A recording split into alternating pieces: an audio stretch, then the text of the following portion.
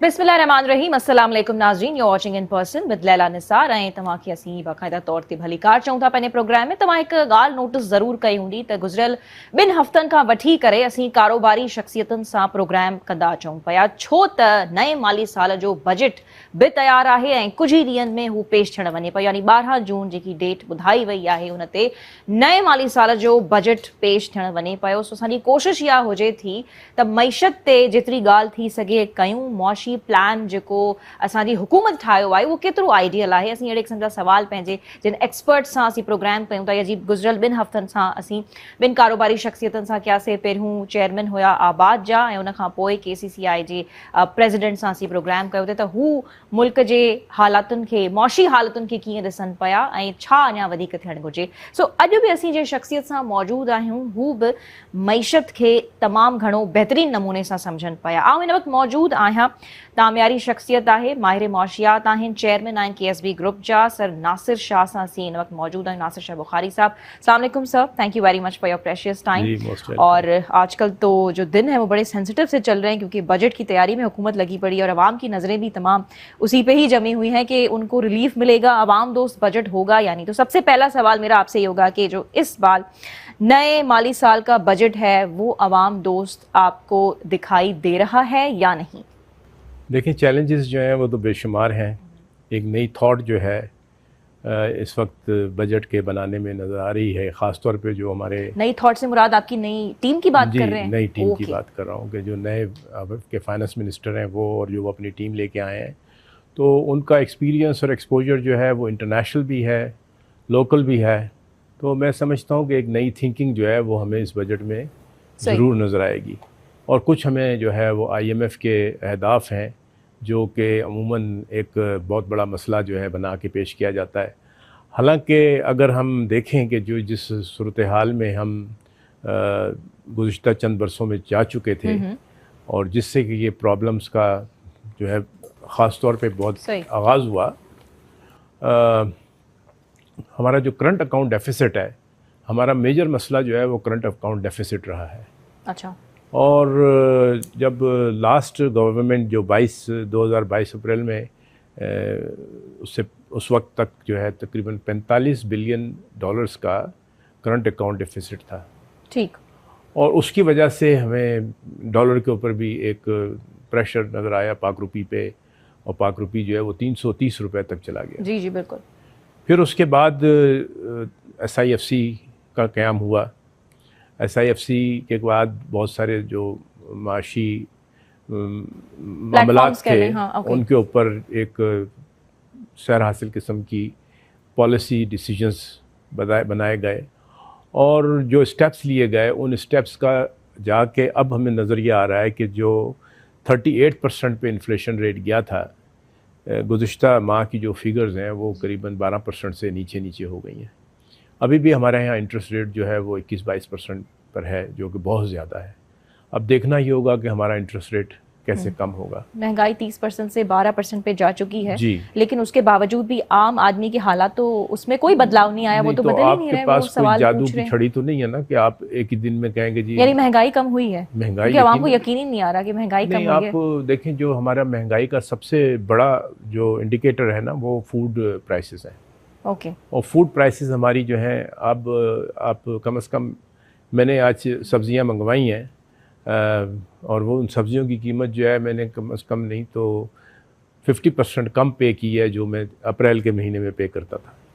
अच्छा जी, आपको भी फ़र्क ये नज़र आया तो है? अगर मेरे घर में सब्जी आने के ऊपर, और मैं खुद जाता हूँ लेने के लिए भी, बाय करने, ग्रोसरीज वगैरह जी, तो उससे मुझे अंदाज़ा होता है कि मंडी में जो है वो भाव किस हद तक कम हुए हैं। फिर वहाँ पे लोग बिजली के बिलों की भी बात करने के, हम 20-20, 60-60 हज़ार का बिल भर रहे हैं। बिजली और गैस, ये दो चीज़ें जो है हमारा बहुत बड़ा चैलेंज है और रहेगा ये। यानी कोई भी बजट होगा वो फ़िलहाल ऐसी सूरत हाल में जब आपके पास सर्कुलर डेट जो है वो 6 ट्रिलियन रुपीस का इस वक्त आपके पास सर्कुलर डेट जो है हो चुका है। हाँ।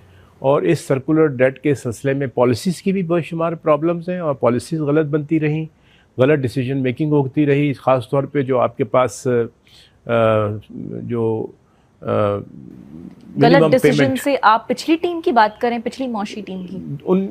2014 से मैं बात कर रहा हूँ। ओके।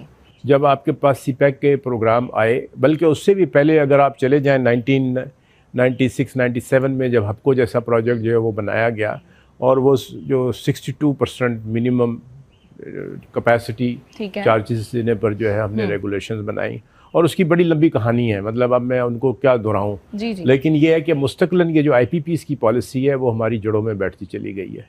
और मैं समझता हूं कि अब हुकूमत को एक फैसला करके ये जो मिनिमम कैपेसिटी पेमेंट्स हैं इनको रोक देना चाहिए। अच्छा, अब ये समझना है। बिल्कुल, क्योंकि आपका ये जो अफरीत है ये हर सूरत में बढ़ता रहेगा। आपको किसी भी किस्म का कोई लीगल कवर चाहिए हो, कुछ हो, वो आप पार्लियामेंट के ज़रिए जो है पास करवाएं, और उसके बाद आप इसके ऊपर जो है फैसला कर लें कि हमने अब ये मिनिमम कैपेसिटी पेमेंट नहीं देनी, फिर जाके आवाम की जो है वो जान में जान। लेकिन आप समझते हैं कि मिनिमम कैपेसिटी पेमेंट पे हुकूमत काम करते हुए नजर आ रही है, या कोई वो डिसीजन ले सकती है? नहीं, हम तो ये कहना चाहते हैं ना, जो हमारा अपना एक ये ख्याल है कि इस सोल्यूशन को, जो आपने सवाल किया था कि आवाम को कोई चीज़ का जो है फ़ायदा नहीं हो रहा, तो वो फ़ायदा इसीलिए नहीं हो रहा कि ये हो रहा है, तो आवाम को फ़ायदा दिलाना है तो फिर आपको वो डिसीजन लेने पड़ेंगे।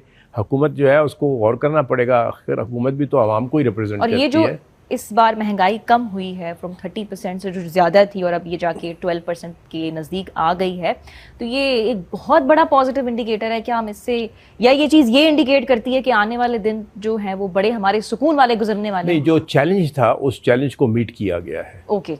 और देखिए, हर चैलेंज को जब मीट किया जाएगा तो उसमें अपॉर्चुनिटीज़ जो हैं वो निकलनी शुरू हो जाएंगी। सही। तो अगर ये स्टेप इस तरह से लिए गए, और मैंने जैसे कहा कि आप कैपेसिटी पेमेंट को जो है ब्लॉक कर दें, और इसको अब आगे इसमें गवर्नमेंट डिसीजन ले, पार्लियामेंट से कानून बनाए और कैपेसिटी पेमेंट देना बंद करे, एक।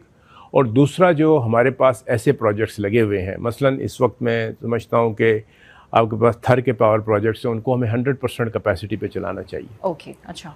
क्योंकि हमारी इंडिजिनस फ्यूल है, हम उसको भी जो है 25% पे चला रहे हैं, और दूसरे, क्योंकि हमने कैपेसिटी पेमेंट्स देनी है, तो हम दूसरे प्रोजेक्ट्स जहाँ पे हमें महंगा फ्यूल मिल रहा है हम उस फ्यूल को चला रहे हैं। सही। तो महंगाई जो है बिजली के मामले में वो तो इसी तरह से हल होगी। फ्यूल प्राइसेस पे भी बड़े आवाम सवालात उठाती रही है, और गैस की प्राइसेस जो है वो भी, उसमें भी जो है हमारे पास एक इसी किस्म से जो है, गैस तो खैर आ भी नहीं रहा अभी। इसी तरह से हमारे पास एक और मसला भी जो क्रिएट हो गया है, वो यही है कि गैस की जो है शॉर्टेज भी है। मुल्क हमारा गैस में जी, आवाम का ये भी सबसे बड़ा मसला है कि अभी गैस की शॉर्टेज और अभी भी घरों में नहीं आ रही। हमारे पास गैस की जो है नई डिस्कवरीज उस तादाद से नहीं हुई, क्योंकि हमारे यहाँ जो पॉलिसीज़ थी जिसमें एक्सप्लोरेशन को आप, लोगों में जो इन्वेस्टर्स आते हैं उनको आप इंसेंटिवाइज करें, वो पॉलिसी नहीं थी। अब पिछले साल वो नई पॉलिसी आई है, लेकिन उस पॉलिसी को इम्प्लीमेंट करने में तो टाइम लगता है, और ख़ास तौर पे एक्सप्लोरेशन में भी कुछ टाइम लगता है। लेकिन अच्छी बात यह है कि जो सक्सेस रेट है हमारे पास इस पिछले 3 साल में, जो एक्सप्लोरेशंस हैं जो अब स्ट्रीमलाइन आना शुरू होंगी, उसमें कुछ जो है वो स्ट्रीमलाइन आ गई हैं। अच्छा, ये समझ। ख़ास तौर पे जो नॉर्दर्न एरियाज़ की डिस्कवरीज़ हैं वो अब सिस्टम में दाखिल हो गई हैं। अच्छा सर, और इसी तरह सिंध में भी जो है डिस्कवरीज़ हैं चंद एक, जो अभी रिसेंटली भी हुई हैं, उनको भी स्ट्रीमलाइन आने में अभी 6 से 1 साल लगेगा, 6 महीने से 1 साल लगेगा। उसको थोड़ा सा आप नरेट कर सकते हैं हमारी आवाम के लिए, किस तरह की डिस्कवरी की बात कर रहे हैं? हमारे पास जो ये ख़ास तौर पे बदीन का एरिया है, और उससे गिरदोनवा में और दूसरे एरियाज़ हैं, कुछ सखर के नज़दीक एरियाज़ हैं, वहाँ नई डिस्कवरीज़ जो हैं वो जो हमारी PPL है, पाकिस्तान पेट्रोलियम लिमिटेड, उसकी, OGDC की, इन दोनों की नई डिस्कवरीज जो हैं वो ऑलरेडी हो चुकी हैं। ये सेल भी एक पॉजिटिव इंडिकेटर जी, ये पॉजिटिव, तो उससे एक तो हमारे पास गैस की सप्लाई बढ़ेगी, लेकिन ऑलरेडी हमारी जो गैस की प्राइस का मैकेनिज़्म है वो मैकेनिज़्म कुछ लॉपसाइडेड रहा है। हम इंडस्ट्री को जो है वो बहुत हैवी प्राइस चार्ज करते हैं, जो होम कंज्यूमर्स हैं उनको हम बहुत कम प्राइस चार्ज करते रहे हैं। तो ये एक डिसबैलेंस है, जो कि डिसबैलेंस जो है वो अब कुछ तरह से कम किया जा रहा है। अच्छा। इसी तरह से हम फर्टिलाइज़र सेक्टर को जो है वो बहुत ही सस्ती बिजली, बहुत ही सस्ती गैस देते रहे हैं, ताकि फर्टिलाइज़र जो है उससे हमारी जो ज़राअत के लिए जो है मुमकिन तौर पर फर्टिलाइज़र बन सके। उसको भी अब एडजस्ट किया जा रहा है कि फर्टिलाइज़र की कीमतें जो हैं वो तो फार्मर तो जो है वो मौशी तो एक्सपर्ट सर, आप समझते हैं कि एग्रीकल्चर सेक्टर पे भी हम उतना काम करें जितना हमें करना चाहिए, क्योंकि एग्रीकल्चर का भी हमारी इकोनॉमी में एक बहुत बड़ा हाथ है। जी, मैं आपको 75% हमारे मैं एक्सपोर्ट्स आपको पे इसमें दो डिपेंडेंट बातें हैं। बताना मैं कोशिश से बताऊंगा। एक तो ये कि SIFC के तहत जो ग्रीन कॉरपोरेट इनिशिएटिव का एक सेटअप तैयार किया गया, उसमें आइडेंटिफाई किया जा रहा है कि ऐसे इलाके जिसमें इस वक्त कल्टीवेशन नहीं हो रही सही, और ज़मीन काबिल काश्त है, लेकिन उसको ज़मीन को जो है हम किस तरह से अपना सैलाबी पानी को इस्तेमाल करके, जो सैलाब का पानी आता है जी जी, और बह जाता है समुंदर में, उसको हम किस तरह से यूटिलाइज़ करके उस ज़मीन को काबिल काश्त बनाएं।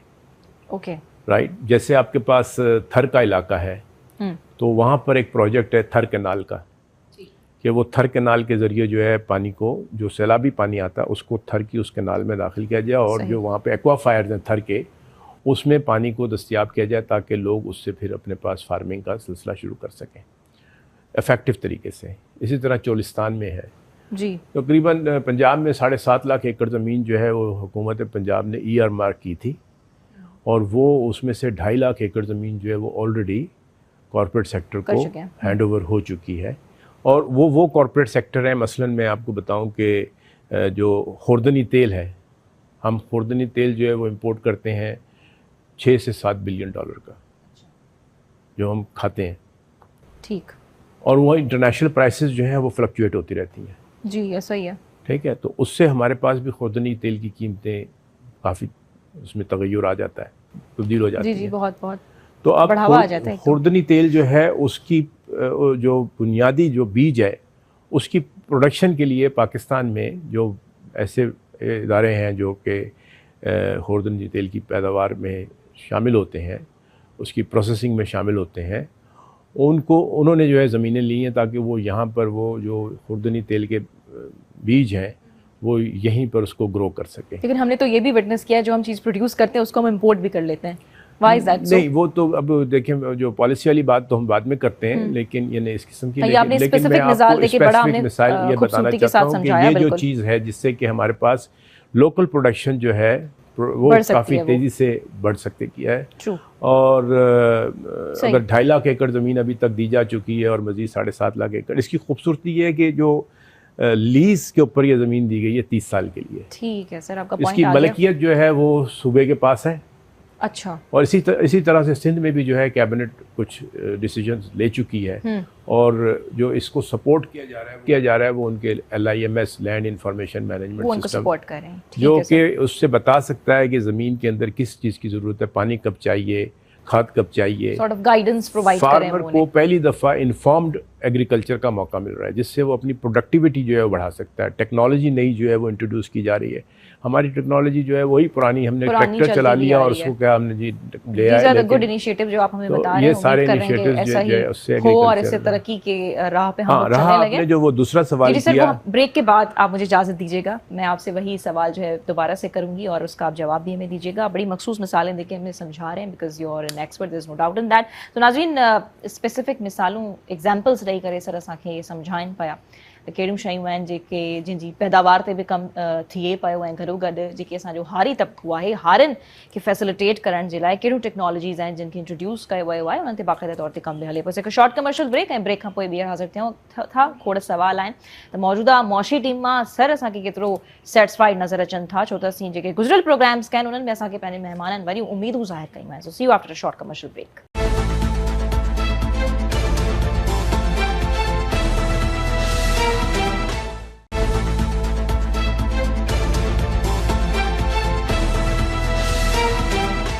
वेलकम बैक नाज़रीन, असां मौजूद आहियूं सर नासिर शाह बुखारी वटि। उन्हनि सां मईशत ते ॻाल्हि ॿोल थिए थी त जेकी नए माली साल जो बजट अचण वारो आहे इहो उन्हनि खे आइडियल नज़र अचे थो ऐं छा सुठो मुआशी प्लान खणी अचे पई असांजी हुकूमत या न, केतिरो आवाम खे फ़ाइदो थींदो। सो वेलकम बैक सर, तव्हांजी तरफ ही आऊं अचां थी। सर, जो हम चीज़ प्रोड्यूस करते हैं उसी को इम्पोर्ट भी कर लेते हैं, ऐसा क्यों?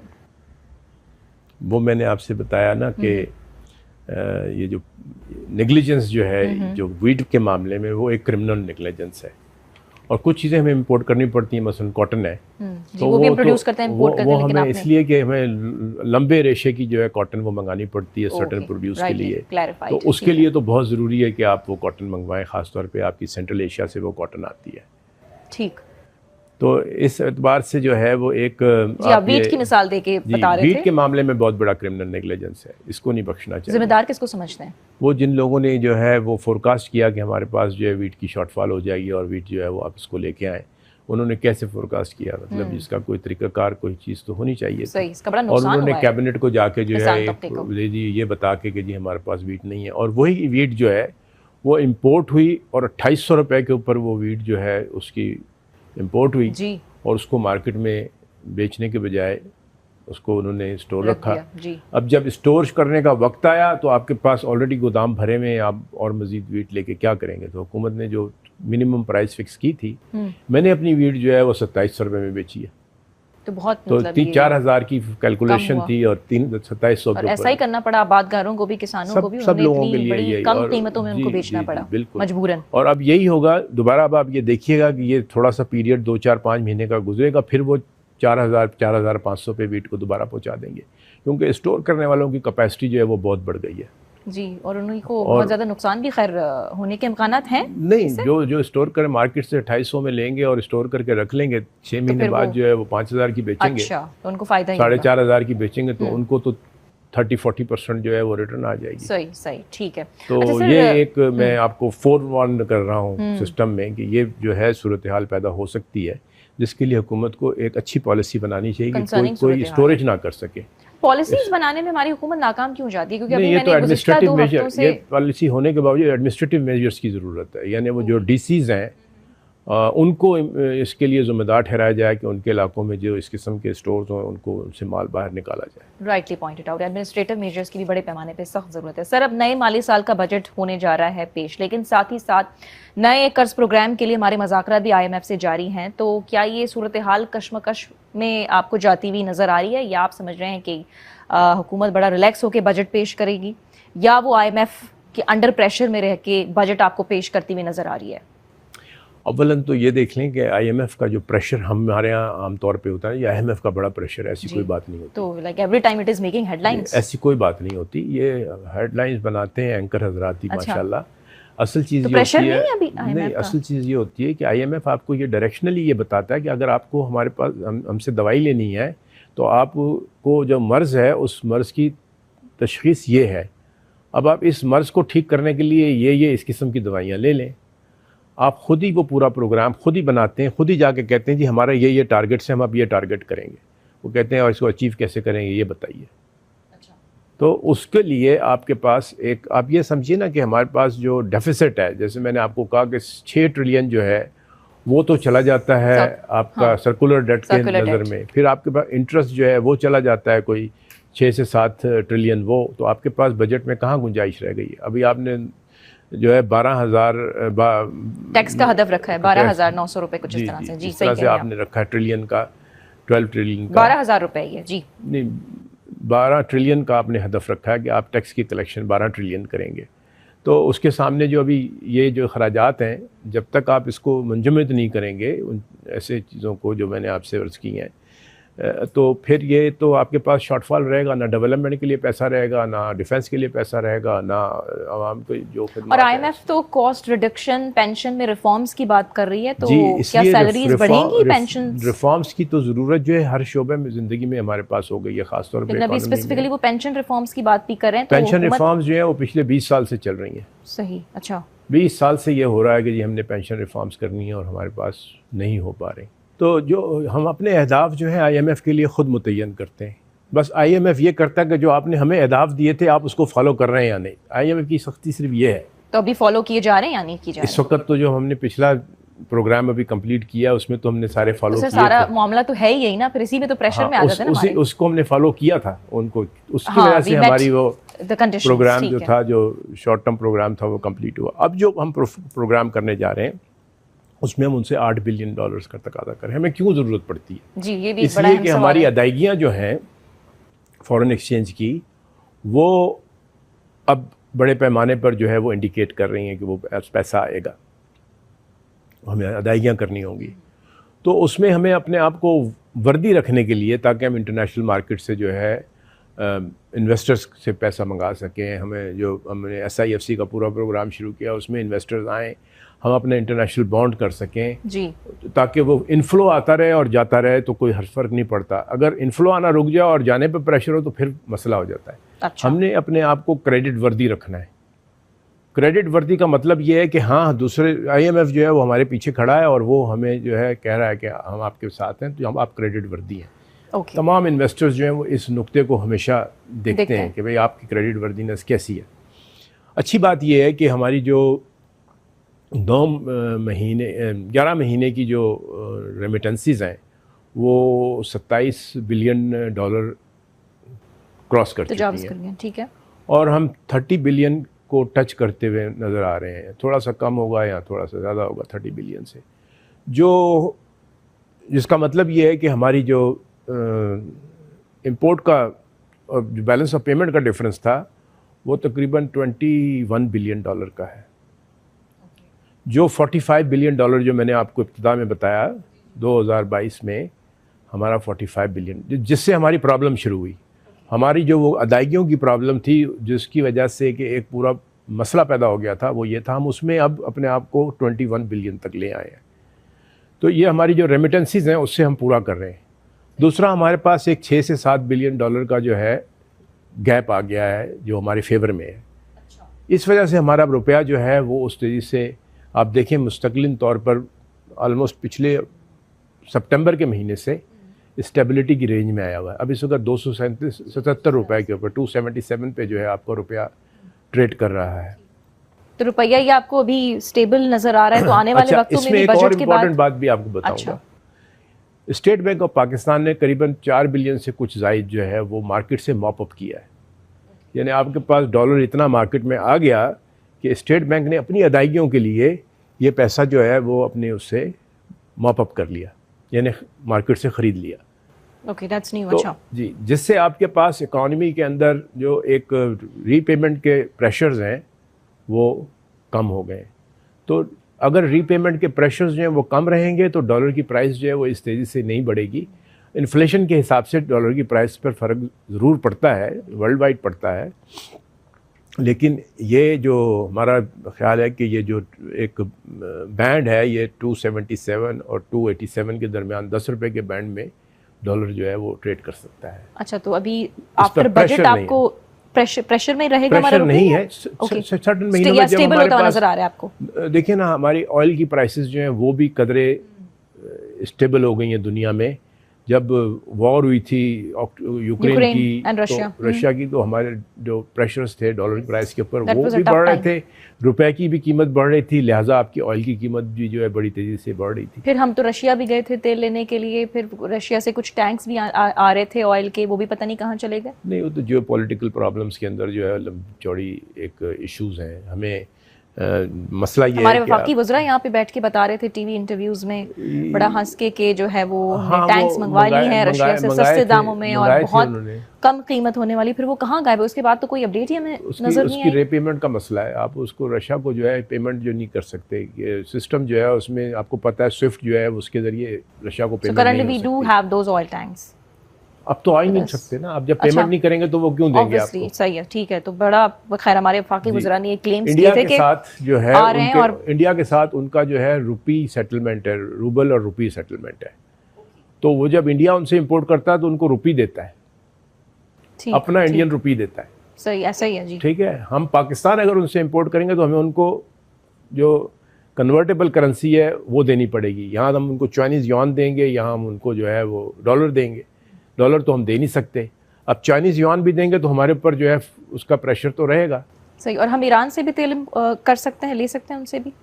वो भी जो पॉलिटिकल का है, वहाँ भी स्विफ्ट की परमिशन। लेकिन अगर हम लेना शुरू हो जाएं तो बड़े पैमाने पे आपको तब्दीली नजर आ रही है कि बड़ा हमें इससे एक सहूलत मिल सकती है? हाँ, ये सूरत हो सकती है। स्मगलिंग तो वैसे भी होती रही है गैर कानूनी तरीके से। आप ईरान के साथ इस तरह का मुआहदा कर सकते हैं कि जी आपसे जब हम कोई चीज़ खरीदेंगे तो हम आपको रुपए में उसकी पेमेंट करेंगे, और आपसे हम कुछ खरीदेंगे तो फिर हम आप हमसे ख़रीदेंगे तो आप हमारा ये जो रुपया है इसको यूज़ कर लीजिए। तो एक तरह का बाटर।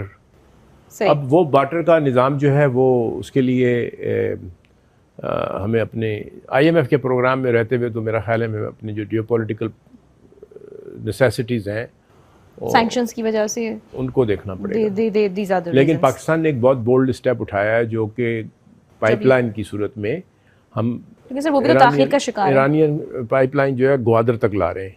ओके, तो वो कम से कम जो आपका ग्वादर में इंडस्ट्रियल एक प्लान है, और इस दफ़ा जो चाइना में जो एक माहदे हुए हैं कि ग्वादर को जो है एक international centre for economic hub की सूरत में रीजन का बनाया जाएगा, तो उसमें वो गैस जो है बहुत सूदमंद होगी। दूसरा ग्वादर एयरपोर्ट, वो भी तो एक बहुत बड़ी, और मुझे हैरत है कि आपके पास मीडिया तमाम मंसूबे ताखीर का शिकार आपको नहीं नजर आ रहे हैं? ग्वादर एयरपोर्ट के ऊपर तो जो टेस्ट फ्लाइट्स हैं उन्होंने आना शुरू कर दिया है। इतनी बड़ी खबर थी परसों कि टेस्ट फ्लाइट्स जो हैं वो ग्वादर एयरपोर्ट पे उतरना शुरू हो गई हैं। मुझे तो कहीं मीडिया में उसकी कोई खबर आपको वो नहीं रिपोर्ट है। होते हुए नजर नहीं आ रहे थे। चले मैं किसी मीडिया चैनल ने नहीं देखा। किरदार पे भी आपसे बात करूंगी इस पे, लेकिन सर सही ब्रेखा वापस जने तव्हांजी तरफ़ ईंदा से मुझे इहो बि सवाल हूंदो त छा टैक्सेस जी हाणे न बजट खां पोइ सुनामी थी नज़र अचे तव्हांखे या समुंड पियो नज़र अचे? सो इहो सवाल बि असीं सर जारो रखंदासीं, पर right after a short commercial break.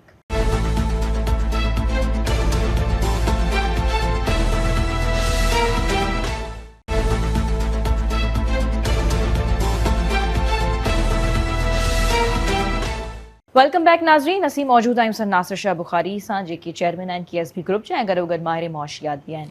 Sir, नए माली साल जी बजट खां पोइ टैक्सेस जी सुनामी एक्सपेक्ट कयूं या समुंड एक्सपेक्ट कयूं? देखिए, मीडिया की खबरें जो हैं उससे तो लोग बहुत परेशान हैं, और उसका इंडिकेट आप देख सकते हैं कि जिस तरह से पिछले 4-5 दिन में स्टॉक मार्केट जो है उसमें उतार चढ़ाव हुआ, रूमर्स के ऊपर मार्केट चल रही है, कोई कुछ कह देता है, कोई कुछ कह देता है। ख़ास तौर पे कैपिटल गेन टैक्स वगैरह के ऊपर नई टैक्सेशन की बात की गई है।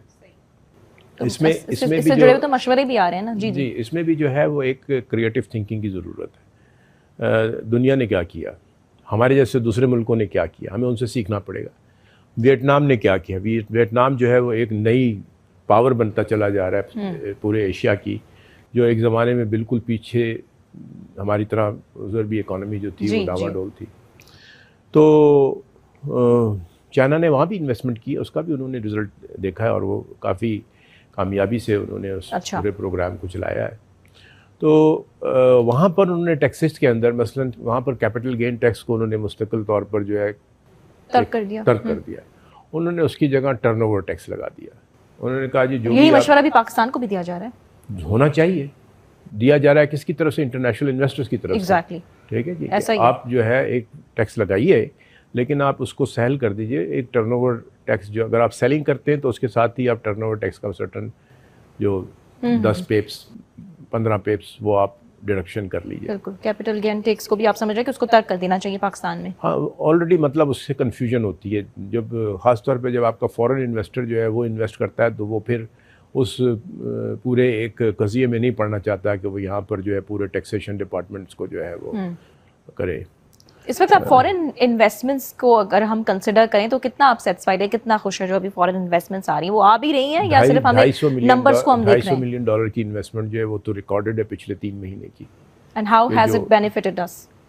जब आपके पास कैपिटल मार्केट में पैसा आता है तो आपके पास इकोनॉमिक सिस्टम में ना पैसा, फॉरेन एक्सचेंज की सूरत में जो आप चाहते हैं। तो आपके पास जो मार्केट कैप था एक ज़माने में वो तकरीबन $100 बिलियन को टच कर रहा था। ओके, 2022 में वो $17 बिलियन पे चला गया। इतनी गिरावट हो गई थी। ठीक, अब वो मार्केट कैप दोबारा बढ़ के 33-34 बिलियन पे आया है।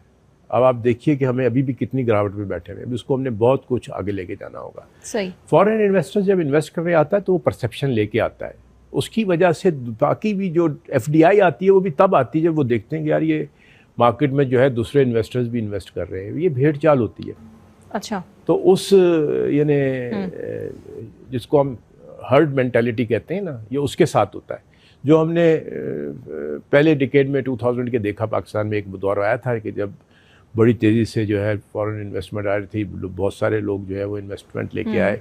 मसलन ये आपने सुना होगा कि इलेक्ट्रिक उस ज़माने में होती थी, तो उसकी प्राइवेटाइजेशन हुई और उसको लोगों ने उस वक्त इन्वेस्ट किया। हालांकि उस वक्त उस कंपनी में 75 बिलियन रुपीस का लॉस था बैलेंस शीट में, फिर भी उन्होंने $400 मिलियन एक लॉस मेकिंग कंपनी का पे किया था। फिर उसके बाद जोंग जो आज हमारे यहाँ है उसके लिए जो है इन्वेस्टमेंट आई, $8 बिलियन की टोटल उन्होंने इन्वेस्टमेंट की है। लेकिन जब सर हम अगर टैक्स अहदाफ की बात करते हैं या ग्रोथ रेट की जो अभी इस बार हमने सेट करके रखा हुआ है, ज़्यादा ओवरली एम्बिशियस तो नहीं हो रहे हम? Do you think we can achieve that or not? देखिए, ग्रोथ रेट के मतलब 2 थ्योरीज हैं ये, और अब तो जितने भी हमारे इंटरनेशनल इकोनॉमिस्ट हैं वो ये अब कहने लगे ये जीडीपी के नंबर जो हैं ये बेमायनी है। अच्छा, मतलब थोड़ा अगर आप आसान लफ्जों में समझा सकें जीडीपी जिसको आप ग्रॉस डोमेस्टिक प्रोडक्ट कहते हैं एब्सोल्युटली, उसको जो है उसकी कोई सिग्निफिकेंस नहीं है। वो कहते हैं कि जीडीपी के नंबर जो हैं वो इतने इम्पोर्टेंट नहीं है। एक्चुअली जो लोगों की एक कैपेसिटी परचेजिंग पावर पैरिटी, अच्छा, वो कितने इम्प्रूव करती, क्या लोग परचेज करने की कैपेसिटी में हैं या नहीं है। बहुत सारे इलाकों के अंदर हमारे पास जो है शरह ऐसा नज़र आता है कि जहाँ लोग बहुत परेशान हैं, उनकी ज़रूरियात पूरी नहीं हो रही और लोग बाग जो है वो बड़ी तादाद में गुर्बत की सतह से नीचे चले गए हैं, जो बहुत ही तकलीफ़देह अमल है। लेकिन आप देखें शहरों के अंदर कई जगहों पर, अब आप कराची शहर में घूमते हैं रात को, आप देखें ये चाय खाने जितने हमारे यहाँ डिफेंस के इलाके में बने हुए हैं रात को कितनी देर तक खुले होते हैं, और दूसरे रेस्टोरेंट्स में जो है आपको बाकायदा बुकिंग लेनी पड़ती है। सही, उसके बगैर आपको जो है एंट्री नहीं हो सकती। तो ये भी एक तबका है जो कि इस तरह से जो है वो खर्च करने की पोजीशन में। सर, बरामदात को, अच्छा जवाब आपका मुकम्मल हो गया, इसका मतलब कि आप कुछ इसमें ऐड करना चाह रहे हैं? बरामदात को मजीद कैसे बढ़ाया जा रहा है? बरामदात को रैशनलाइज करने के 3 तरीके हैं। पहले तो ये कि आपने जो SIFC से मैं आपको उसकी लीड दूँ, श्योर, कि आपने 5 शोबे जो हैं बरामदात के हिसाब से और प्रोडक्शन के हिसाब से जिनका तयन किया है। पहली चीज़ है कि आपने माइनिंग, अच्छा, के शोबे को जो है तरक्की देनी है। ओके।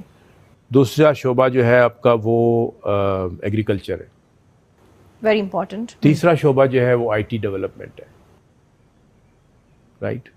तीसरा आखिरी शोबा जो है वो आपका डिफेंस सेल्स का शोबा है, डिफेंस प्रोडक्ट की, और आखिर में आपके यहाँ एनर्जी का मसला है।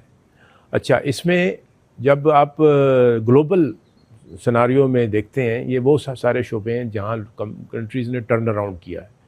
पाकिस्तान की जो मुतल्लिक कहा जाता है कि हमारे पास $5 ट्रिलियन के मिनरल रिसोर्सेज हैं, तो क्या वजह है कि ये हम अरसे से बात कर रहे हैं, कर्जा ले रहे हैं? और जी ये तो बड़ा एक कॉमन सवाल पूछा जाता है। आप समझने की ये ज़रूरत है कि क्या आप इस अपने जो माइनिंग के रिसोर्सेज हैं इनको कैसे आप टर्न अराउंड कर सकते हैं। मेरा ख्याल है कि उसमें जो एक इम्पॉर्टेंट बात है, जो हमारा एक हमने कई साल 10 साल से 15 साल से ज़्यादा वक्त जो है वो माइनिंग के रिसोर्सेज होने के बावजूद भी कर्जा ले रहे हैं, क्यों? बिल्कुल जी, होने के बावजूद वो जो हमारा प्रोजेक्ट था रिकोडिक का, यस, उसको हमने रोके रखा। देखें इन्वेस्टर्स जो है कि मेगा प्रोजेक्ट्स हमारे इतने ताक़ीद का शिकार अगर बनते भी हैं, वो हमारे पास पॉलिसी मेकर्स जो हैं उनके अंदर एक ऐसी परेशानी रही है कि वो सब डरते हैं नैब से। नैब ने लोगों को जो है ख़ासतौर पे जो डिसीजन मेकर्स हैं उनको डिसइंसेंटिवाइज कर दिया कि वो किसी किस्म का डिसीजन ना लें। अगर डिसीजन लेंगे तो पकड़े जाएंगे और डिसीजन नहीं लेंगे तो कोई उनको पूछने वाला नहीं है। और इसी वजह से हमारे यहाँ जो इन्वेस्टर्स का पूरा एक माहौल है वो इसी खौफ की वजह से हुकूमत में फ़ैसले नहीं होते रहे, तो वो चीज़ें जो हैं वो आगे बढ़ी नहीं है।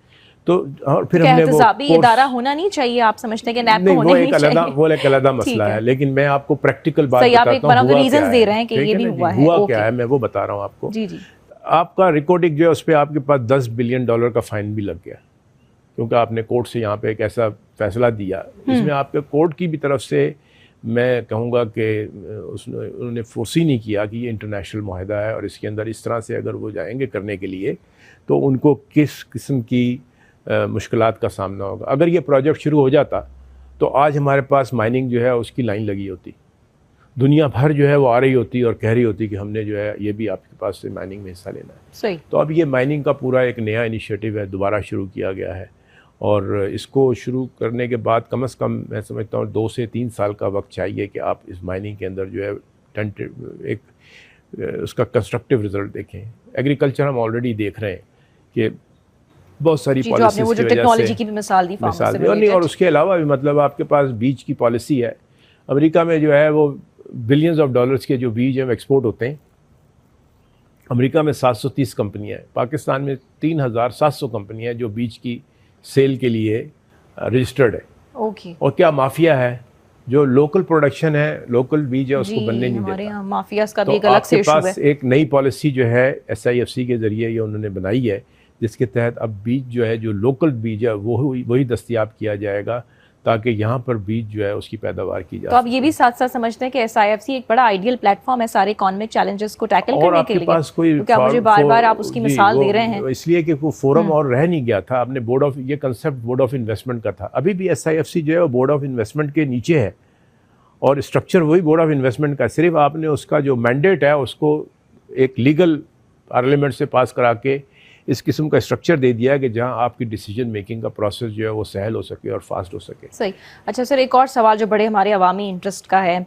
पाकिस्तान जो हर शहरी यो पूछे तो पाकिस्तान कर्जन खां कदें आज़ाद थींदो या पाकिस्तान के IMF का करे छुटकारो मिली भी सके तो या न? जी आप कीजिए ना, माइनिंग के अंदर दबा के आपके पास मिनरल्स। अच्छा, ये सागे रीजंस तमाम चौ पे। तो ये देखें, जब आप एक्सपोर्ट करेंगे तो इनसे चीज़ें जो हैं वो और होंगी, पैसा आएगा।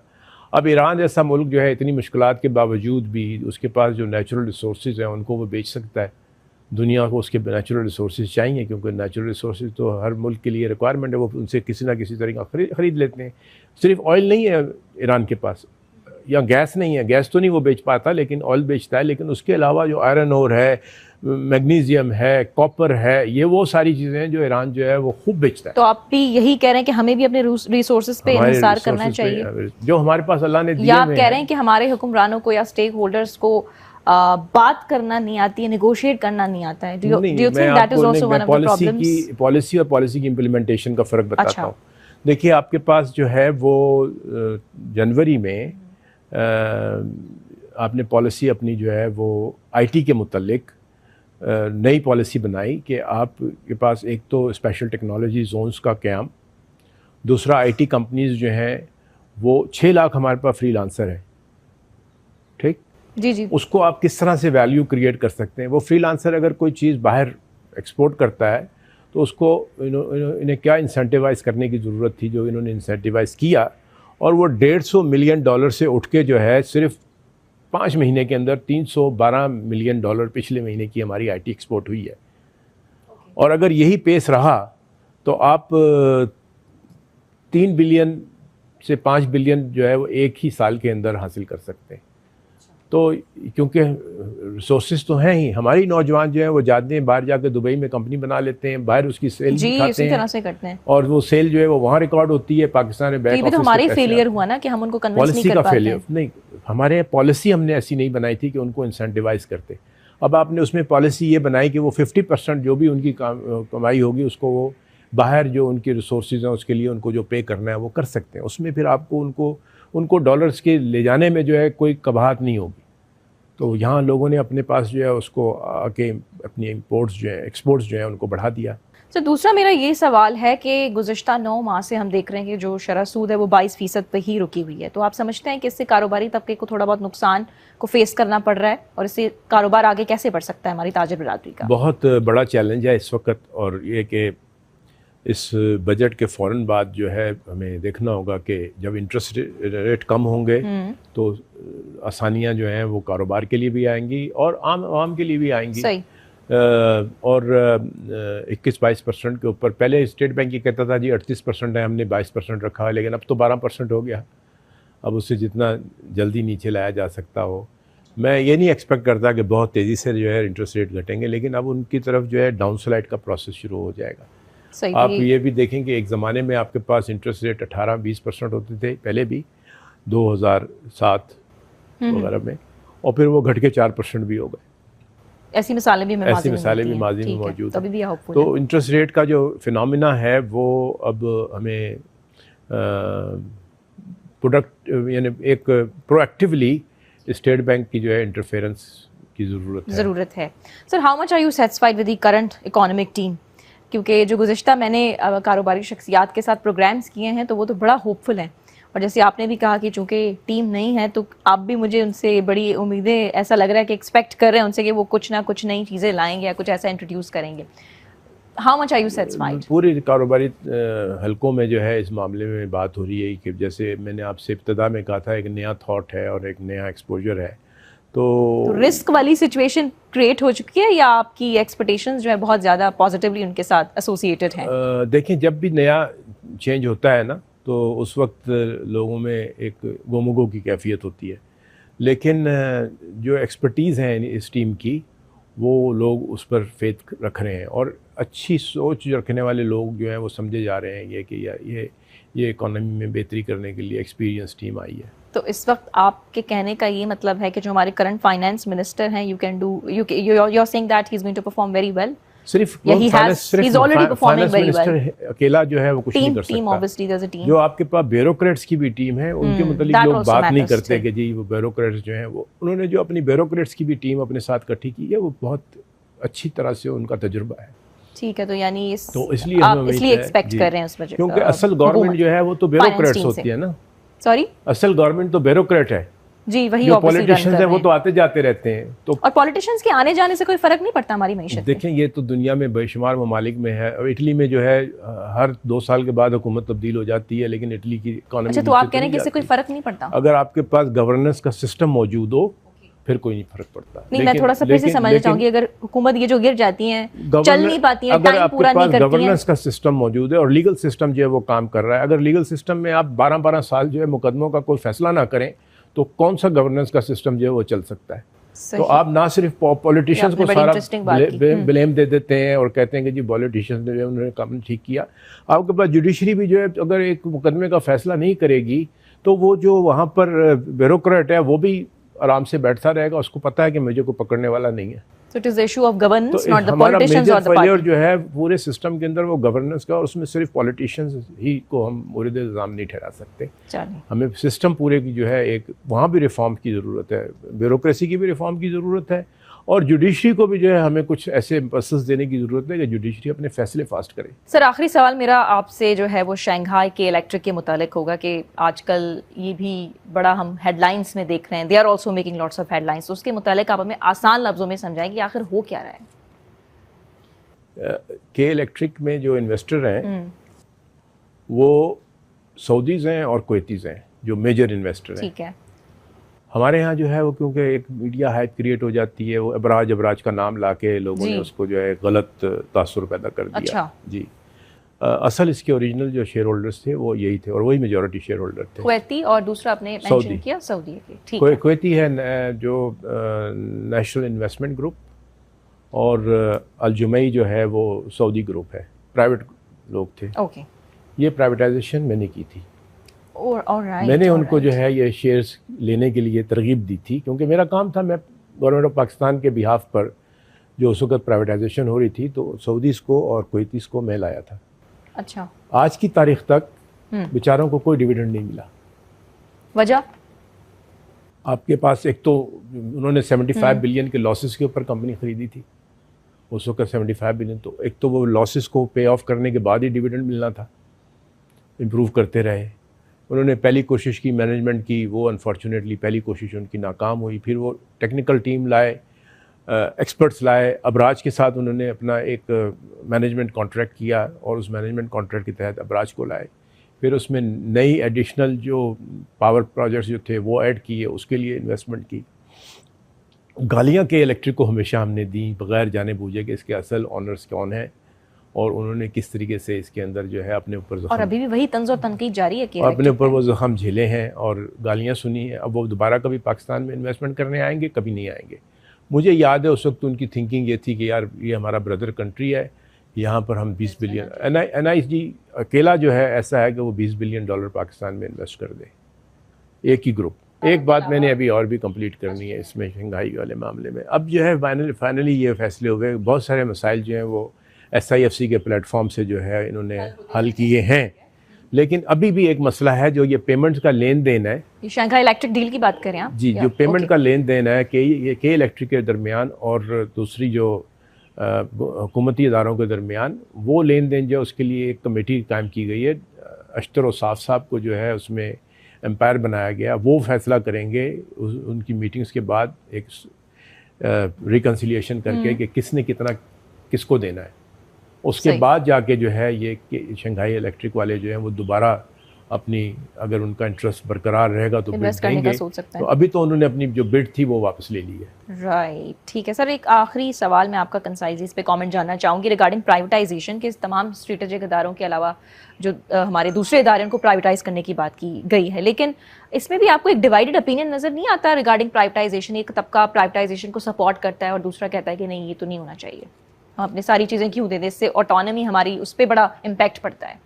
नहीं, तो फैसला ये करना है कि हम अपनी जेब से जो है आवाम का पैसा नुकसान जो है वो हम भरते रहेंगे और उसकी वजह से हम सफ़र करेंगे। आपके पास 1.2 ट्रिलियन रुपीस जो है उसके लॉसेस करती हैं ये सरकारी इदारे। अच्छा, तो ये 1.2 ट्रिलियन आप कब तक भरते रहेंगे? आप पिछले कितने सालों से, हाँ, बिल्कुल। आप कितने 20-25 साल से आप ये अदायगियाँ कर रहे हैं। सही बात है। अगर आवाम जो है वो चाहती है कि नहीं जी आप ये हमारी जेब से आप लें, और हम शिकायत भी करेंगे जी कीमतें बढ़ गई हैं पेट्रोलियम की या दूसरी, तो उस 1.2 ट्रिलियन को कहाँ से पूरा करेंगे? ट्रू।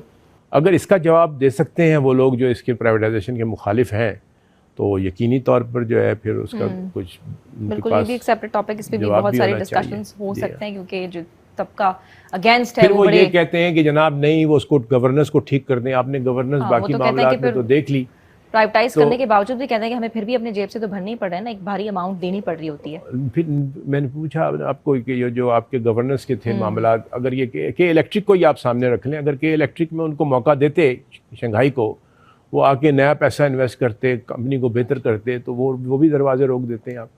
आप कह देते हैं। अच्छा, उसकी एक बहुत बड़ी वजह वो भी जो नैब के मामला थे कि अगर हमने फैसला दे दिया तो कल को हमारे खिलाफ जो है कोई इंक्वायरी ना निकल आए। सही, ठीक है सर, बड़ी महिरबानी तव्हांजी, तव्हां असांखे टाइम ॾिनो ऐं मख़सूस मिसालूं ॾेई करे सम्झायो ऐं पूरा स्टैट्स ऐं डाटा भी तव्हां वटि मौजूद हुयो। तो नाज़रीन, असां गॾु मौजूद हुआसीं सर नासिर शाह बुखारी साहब सां, जेके माहिर मुआशियात आहिनि ऐं चेयरमैन भी आहिनि KSB ग्रुप जा। उन्हनि वॾियूं मख़सूस मिसालूं ॾिनियूं ऐं समूरे इंटरव्यू मां हिकु अहम ॻाल्हि उन्हनि इहा कई त इहे हुकूमतूं अचण वञण ते असां रोज़ पंहिंजे प्रोग्राम्स में डिस्कशन कंदा आहियूं त हुन सां वॾो फ़र्क़ु पवंदो आहे, पर उनजी ॻाल्हि तमामु सुठी लॻी मूंखे त इहो गवर्नेंस जो इशू आहे। हुकूमत केॾे वञे थी, कहिड़ी पार्टी रहे थी नथी रहे, उन सां को फ़र्क़ु नथो पए। सो असांखे ॾींदा इजाज़त, मुलाक़ात तव्हां सां थींदी ईंदड़ हफ़्ते। अल्लाह।